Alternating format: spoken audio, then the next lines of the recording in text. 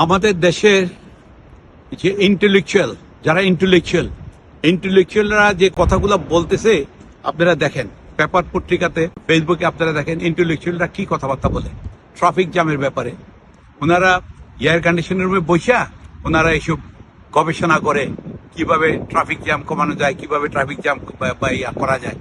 এইগুলা হবে না, এটা প্র্যাকটিক্যালি করতে হবে। আমি একজন 48 বছর আমার ব্যবসায় অভিজ্ঞতাতে আমি বলছি, এই ট্রাফিক জ্যাম কমাইতে হলে প্রথমে পদক্ষেপ নিতে হবে। সরকারি গাড়ির নাম্বার প্লেট হবে লাল, আধা সরকারি গাড়ির নাম্বার প্লেট হবে ব্লু, আর সাধারণ জনগণ পাবলিকের জন্য হবে কালো। এইটা যদি করতে পারে সরকার, তাহলে কিন্তু 30 to 40% ট্রাফিক জ্যাম কমে যাবে ঢাকাতে। কিন্তু আমার মনে হয় এটা ইমিডিয়েটলি করা উচিত। আরেকটা কথা আমি বলতে চাই যে ফ্ল্যাগ স্ট্যান্ড, ওয়াই টু মাস ফ্ল্যাগ স্ট্যান্ড? এত ফ্ল্যাগ স্ট্যান্ড কেন বুঝলাম না। প্রত্যেকটা মোস্ট অফ দ্য গাড়িতে দেখা যাচ্ছে ফ্ল্যাগ স্ট্যান্ড, খালি ফ্ল্যাগ স্ট্যান্ড। ঢাকাতে এত ফ্ল্যাগ স্ট্যান্ড ওলা গাড়ি, এইগুলাকেও ফ্ল্যাগ স্ট্যান্ডও খুলে ফেলাইতে হবে। কিন্তু ফ্ল্যাগ স্ট্যান্ড কেন খুলতে হবে? এই ফ্ল্যাগ স্ট্যান্ড গাড়িগুলা ট্রাফিকের উপরে তুলে দেয়, পুলিশের উপর তুলে দেয়, মানুষের উপরে তুলে দেয়, ফুটপাতে তুলে দেয়, এরা উল্টা যায় এবং মানুষের উপরে অনেক অত্যাচার জুলুম করে কিন্তু ড্রাইভাররা। কিন্তু আর আরেকটা বিষয় আমি কথা বলতে চাই, অভিজ্ঞ লোকরা ওনারা টেলিভিশনে কথা বলে, আপনি ফেসবুকে কথা বলে, ইউটিউবে কথা বলে, পেপার পত্রিকাতে আসে, অভিজ্ঞতা লোকদের কথা আমি বলতেছি। ওনারা তো বুঝে না, প্র্যাকটিক্যাল আসলে বোঝা যাবে ঘটনাটা কি। প্র্যাকটিক্যাল তো আপনারা আসতেছেন না। প্রায় 2.5 কোটি লোকের বসবাস। কিন্তু আপনারা ঢাকাকে যদি সোনা দিয়েও মুড়াই দেন, এরপরে মানুষ আসবে। এই জায়গাতে স্পিড করতে হবে মানুষকে।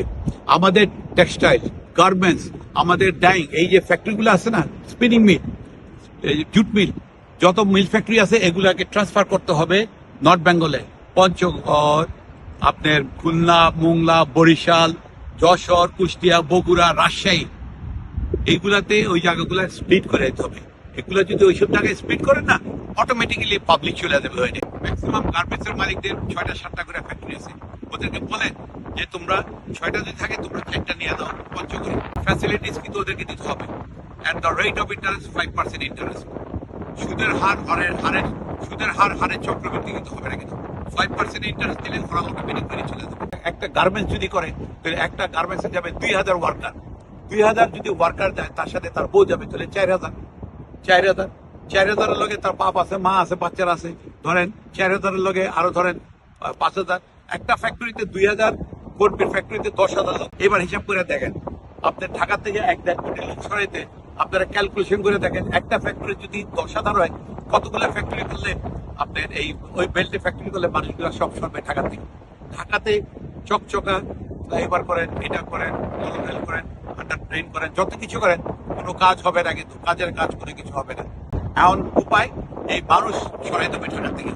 পঞ্চগড়ে ফ্যাক্টরি করেন, দিনাজপুরে ফ্যাক্টরি করেন, রাজশাহীতে করেন, বগুড়াতে করেন, খুলনা করেন, মোংলা করেন, বরিশাল করেন, ফরিদপুর করেন, আপনার সব জায়গায় ফ্যাক্টরিগুলো করেন। মানুষ যায় কিনা দেখেন। ঢাকাকে মুক্ত করতে হলে এই জিনিসগুলো করতে হবে।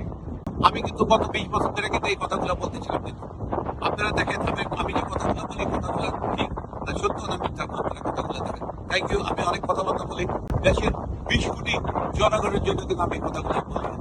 Thank you. আসসালামু আলাইকুম। খুদা হাফেজ।